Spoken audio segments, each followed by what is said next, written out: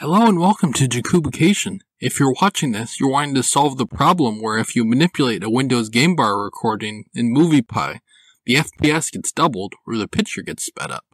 Here's a normal piece of stock footage of a cat I recorded with the Windows Game Bar.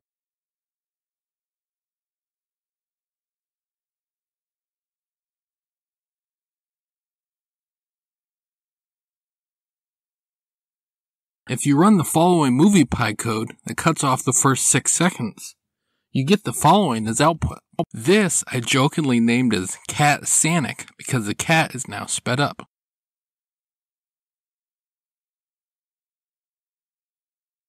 The key for the Game Bar recording to not speed up is on this very line. The MoviePie documentation said that this is set by default, but unless you explicitly set FPS source equals FPS, it doubles in FPS like you saw before. If this helped you out, please like, comment, and subscribe. If you want to learn more about coding, check out my other videos on this channel. Ciao.